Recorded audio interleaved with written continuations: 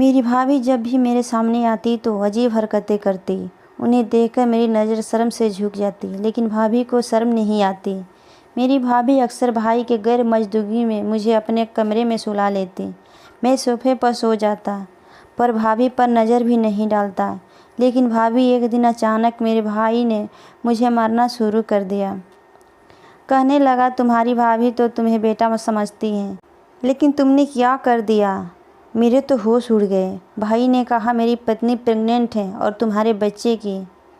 मेरा नाम साहिल है। मेरे पिता ने 2 शादी की थी। मेरी माँ से मेरे पापा को 10 साल तक कोई औलाद नहीं हुई, तो उन्होंने औलाद के लिए दूसरी शादी कर ली। दूसरी शादी से मेरे पिता को एक बेटा पैदा हुआ जिसका नाम अरुण था। लेकिन अरुण जब 4-5 का हुआ तो मेरी माँ ने भी एक बेटे को जन्म दिया। मेरा जन्म होते ही मेरी माँ इस दुनिया से चली गई। जाते जाते उन्होंने कहा कि वो मेरे पापा को कभी माफ़ नहीं करेगी। पापा अपने बिजनेस का काम अरुण भैया को सिखाना शुरू कर दिया। कहते हैं, मेरी उम्र हो रही है, मेरी ज़िंदगी का क्या ठिकाना। मेरे ना रहने पर तुम ही दोनों भाइयों का बिजनेस संभालना है। अभी साहिल की पढ़ाई चल रही थी, उसे पढ़ने दो, पर तुम मेरे काम में हाथ बढ़ाओ। इससे तुम बिजनेस संभालना भी सीख जाओगे और मेरी कुछ मदद भी हो जाएगी। भैया पापा के बिजनेस में हाथ बढ़ाने लगे और मैं अपनी पढ़ाई में मगन था। पापा हम दोनों भाइयों का हमेशा समझते कि तुम दोनों भाई आपस में मिलजुल कर रहना, ताकि बाहर वालों को कुछ कहने का मौका ना मिले। हम दोनों भाई एक साथ प्यार से मिलजुल कर रहते। हम दोनों का प्यार देखकर एक पल को भी नहीं लगता था कि हमारी माँ अलग अलग थी। कुछ दिन बाद पापा ने अरुण भैया की शादी करवा दी। शादी होने के बाद मेरी भाभी राखी हमारे घर आई। मेरी भाभी दिखने में बहुत खूबसूरत थी। मैं उनकी बहुत इज्जत करता था। हमारे दिन कुछ इस तरह गुजरने लगे कि मैं अभी पढ़ाई कर रहा था और मेरा भाई पापा के साथ बिजनेस को संभाल रहा था। पर भैया की शादी के कुछ दिन बाद ही पापा की तबीयत बिगड़ने लगी। बल्कि यूँ कहें कि धीरे धीरे पापा ने बिस्तर पकड़ लिया। उनका दिमाग तो काम कर रहा था, पर शरीर में जान नहीं थी। वह ज़्यादा वक्त बिस्तर पर ही पड़े रहते। धीरे धीरे करके भाई ने पापा के सारे बिजनेस को संभाल लिया था। भाई हर रोज़ ऑफिस चले जाते। घर में मैं और भाभी अकेले रहते। पापा तो बरामदे में एक साइड में एक कमरा था, वहीं पड़े रहते। मेरी भाभी काफ़ी पढ़ी लिखी थी, लेकिन मैं उनसे अपनी पढ़ाई के मामले में कोई मदद नहीं मांगना चाहता था, क्योंकि मैं उनसे एक हद ही रहना चाहता था। मैं सोफे पर बैठकर पढ़ाई कर रहा था। गर्मियों का मौसम था, गर्मियों से बुरा हाल था। अभी मैं हॉल में ही बैठकर पढ़ाई ही कर रहा था। तभी मैंने देखा मेरी भाभी ने जो सूट पहना हुआ था उसका गला काफ़ी बड़ा था। भाभी बिना दुपट्टे लिए मेरे सामने आ गई और आकर झुक झुक कर हॉल की सफाई करने लगी। उन्हें देखकर मैं सोचने लगा कि इनका दुपट्टा कहाँ है, कहीं भूल तो नहीं गई। फिर मुझे जब कुछ ना समझ में आता तो नकली खांसी करने लगा कि शायद भाभी को अपना दुपट्टा याद आ जाए। मेरी खांसी पर उन्होंने मेरी तरफ देखा और कोई मलहम नहीं किया। उसके बाद मैं ज़ोर ज़ोर से खांसने लगा, फिर भी उन्हें कोई फ़र्क नहीं पड़ा। थोड़ी देर बाद उन्होंने पानी का गिलास लाकर टेबल पर रखा और पूछने लगी, क्या बात है, गला ख़राब है क्या तुम्हारा, दवाई लाकर दूँ? मैं उनकी तरफ देखा भी नहीं और वो मुझे बात कर रही थी। आप साफ जता रहा थे कि मुझे शर्म आ रही है, लेकिन उन्हें शर्म नहीं आ रही थी। वो पानी का गिलास रखकर वापस चली गई। मैं भाभी के हरकतों से हैरान था कि उन्हें शर्म नहीं आती क्या उनको अजीब नहीं लगता कि घर में एक जवान देवर हैं। ठीक है, मेरे अंदर कोई ऐसी बात नहीं थी, लेकिन इंसान को खुद को भी अजीब लगना चाहिए। पर वह तो कुछ भी मेरे सामने पहनकर आ जाती थी, जैसे कि वो अंग प्रदर्शन कर रही हो। लेकिन मैंने देखा कुछ देर बाद जब मेरा भाई आया तो मेरी भाभी ने बड़ी सलीके से अपने कपड़े पहने थे, जैसे कि सीधी सादी और सती सावित्री हो। पर भाभी और मेरे सामने ऐसा क्यों करती थी, मुझे कुछ समझ नहीं आ रहा था। एक दिन भाई ने कहा, 2 महीनों के लिए कहीं बाहर जाना है, घर का ख्याल रखना। तभी मेरी भाभी ने कहा, आप कहाँ जा रहे हैं? मुझे अंधेरे से बहुत डर लगता है, मैं कमरे में अकेली नहीं सो सकती। मुझे भी साथ लेकर चलिए। भाई ने कहा, तुम्हें कैसे ले जा सकता हूँ, काम के सिलसिले में जा रहा हूँ, 1-2 दिन बाद आ जाऊँगा। अच्छा ठीक है, तुम साहिल को अपने कमरे में सुला लेना, तुम्हें डर नहीं लगेगा। मैंने कहा, मैं कैसे भाभी के कमरे में सो सकता हूँ। भाई ने कहा, क्यों, कोई बात नहीं, तुम सो सकते, तुम उसके छोटे भाई जैसे हो। भाभी ने कहा, ठीक है, साहिल रहेगा तो शायद मुझे डर नहीं लगेगा। भाई ये कहकर चले गए थे। रात हुई तो भाभी ने कहा कि मुझे नींद आ रही है, चलो मेरे कमरे में सोते हैं। मैंने कहा, आप जाकर सो जाइए, अभी मुझे पढ़ाई करनी है, पढ़ाई करने के बाद मैं आकर सो जाऊंगा। भाभी ने कहा, नहीं, तुम अभी मेरे साथ चलो, अगर तुम नहीं चलोगे तो मुझे नींद नहीं आएगी। भाभी की बात सुनकर मैं हैरान था, ये किस किस्म की हरकत कर रही है, यह तो मेरे पीछे ही पड़ गई है। मुझे मजबूरन भाभी के साथ सोना पड़ा। उन्होंने मुझे बेड पर सोने का इशारा किया तो मैं हैरान रह गया। मैंने कहा, नहीं, मैं यहाँ पर नहीं सो सकता। उन्होंने कहा, आखिर कहाँ पर सोएंगे, इतना बड़ा बेड है, साइड पर ही सो जाओ। भाभी के कहने पर बेड के साइड में लेट गया, लेकिन जब भाभी सो गई तो उठकर जाके सोफे पर मैं सो गया। सोफ़ा छोटा था, सोने के लिए ठीक नहीं था, लेकिन इस पर सोना मेरी मजबूरी थी। मैं दिल ही दिल में सोचने लगा कि मेरा भाई मुझ पर भरोसा करता है, इसलिए मुझे भाभी के कमरे में सोने को कहा है। और भाई के जाने के बाद तो मैं ही इस घर का रखवाला हूँ, लेकिन फिर भी अगर मैं बाहर ही सो जाता तो ठीक था। पता नहीं क्यों भाभी को अंधेरे से इतना डर लगता। कुछ लोग होते हैं जिन्हें अंधेरे से बहुत डर लगता है, इतना डर कि वो डर को बर्दाश्त नहीं कर पाते। शायद भाभी के साथ भी यही परेशानी थी। मैं किसी तरह सोफे पर सो गया। मैं भाभी के साथ बेड पर कैसे सो सकता था। मेरी भाभी को यह सारी बातें नॉर्मल कैसे लग रही थी। क्या उन्हें देवर अभी रिश्ते की समझ नहीं थी। ये तो आग और पानी का रिश्ता होता है।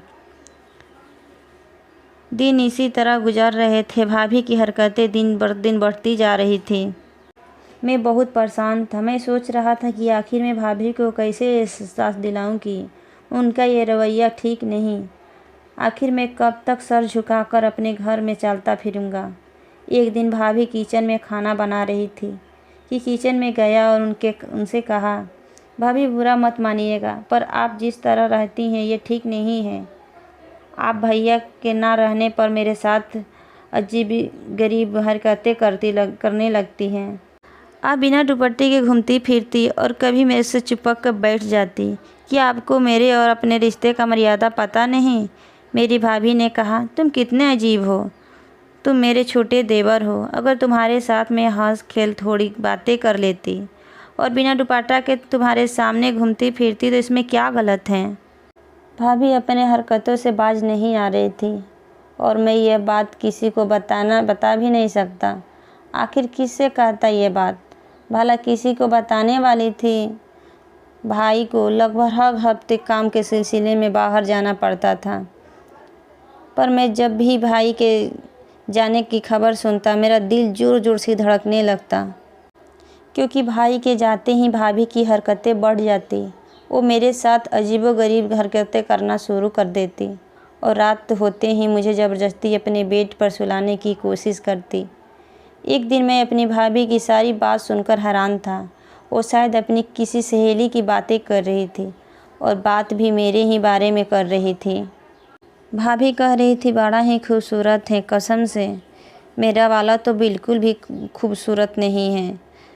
बड़े भाई कहाँ खूबसूरत होते हैं, उनकी जिम्मेदारियाँ बहुत ज़्यादा होती हैं। अक्सर छोटे भाई ही खूबसूरत होते हैं, क्योंकि वह बहुत ज़्यादा अपना ख्याल करते। अगर मुझे पता होता तो मैं अपनी पति से शादी नहीं करती।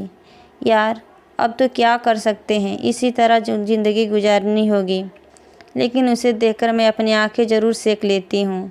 कसम से बड़ा हसीन है। अच्छा, तो तुम्हारी शादी उसी से करवा दूँ। नहीं बाबा नहीं, मैं तो उसकी शादी ही ना होने दूँ। भाला मैं कैसे बर्दाश्त करूँगी, मेरी भाभी ने कहा और ज़ोर से हक्का लगा। मैं एक कोने में खड़े खड़े उनकी बातें सुन रहा था तो मेरी ही बातें हो रही थी। भाभी किस किस्म की बेहुदे बातें कर रही थी और वो भी मेरे बारे में। यह तो एकदम तय था कि वो मेरे भाई के बारे में ऐसा नहीं सोचती थी। क्या उनको भाई से मोहब्बत नहीं थी? पर मुझे जहाँ तक पता था इन दोनों ने अपने पसंद से शादी की थी। एक दिन मैं अपने पापा के कमरे में सफाई कर रहा था कि मुझे वहाँ पर उनकी एक डायरी मिली। पापा तो अभी ज़िंदा थे, लेकिन यह लिखने पढ़ने के काबिल नहीं थे, इसीलिए वो डायरी मैंने रख ली। सोचा जब टाइम मिलेगा तो पढ़ूँगा।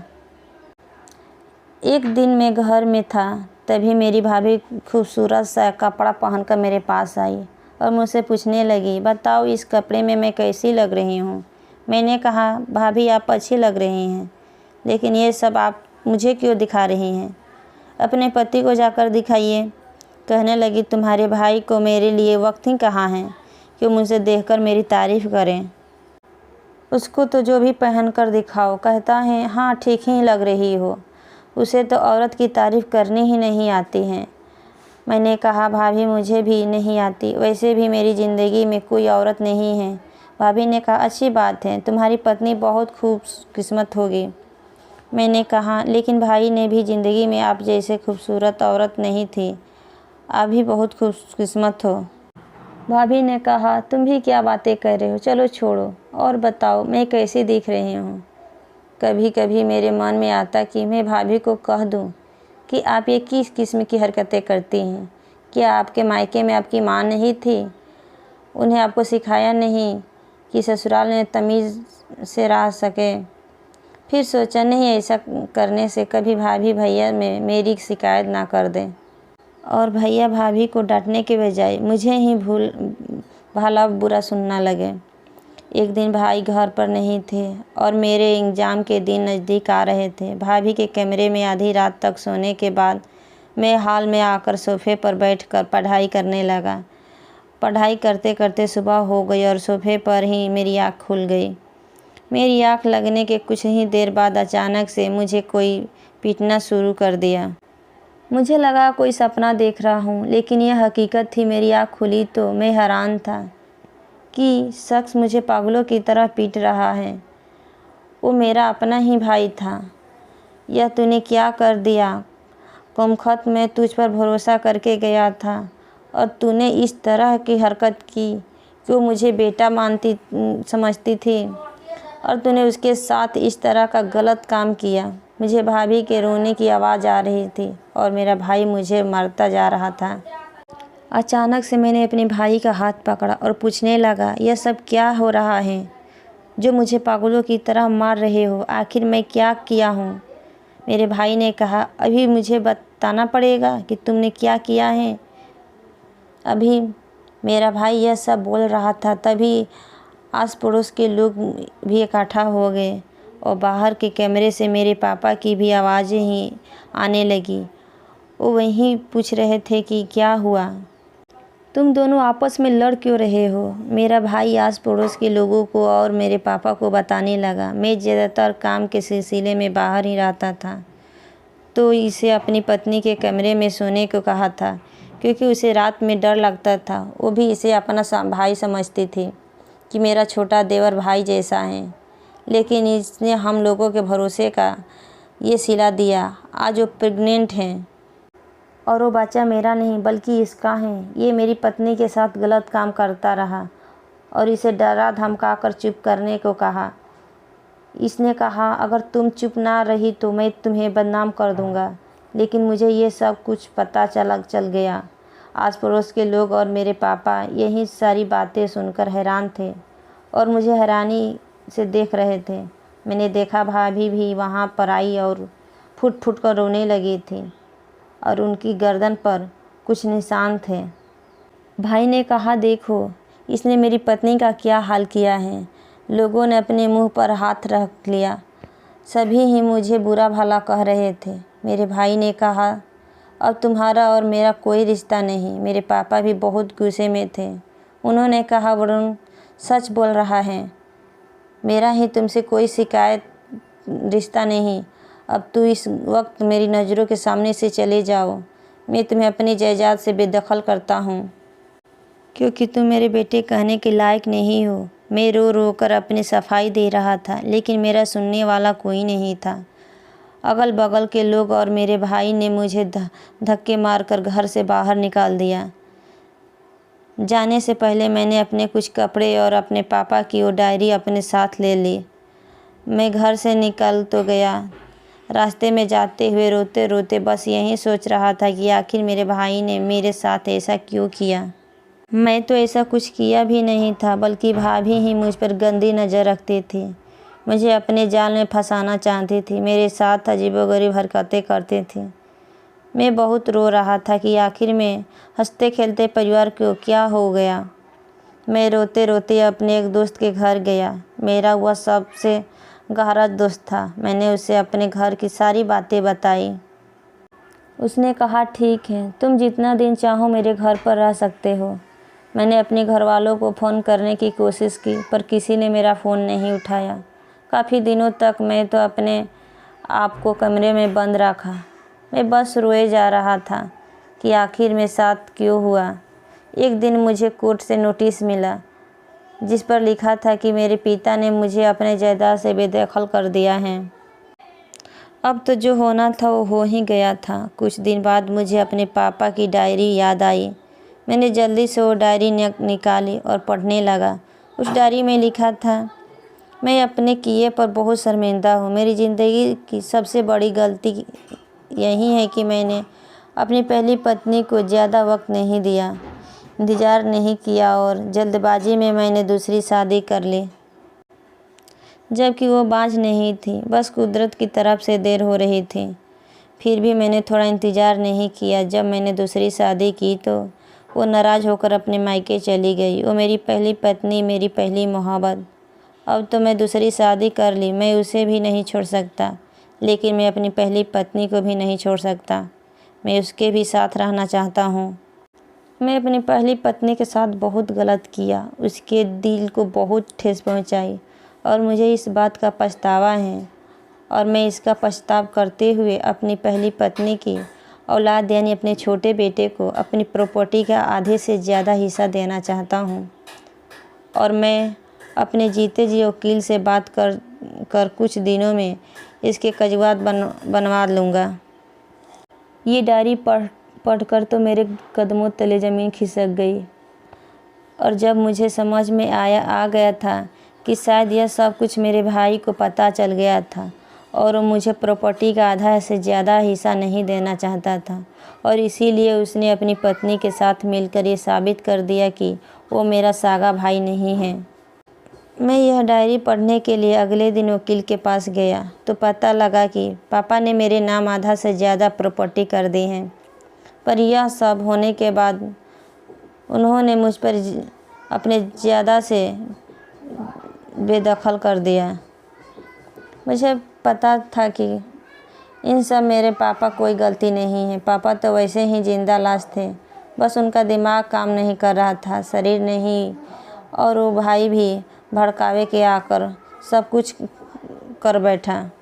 मैं रास्ते में जाते वक्त रोते रोते सोच रहा था कि जातों का आज नहीं तो कल ख़त्म हो जाएगी। लेकिन मैंने अपने भाई से जितनी मोहब्बत की थी, उसे अपना सब कुछ समझा था, पर उसने मुझे कितना बड़ा धोखा दिया। क्या कर लेगा वो पैसों का?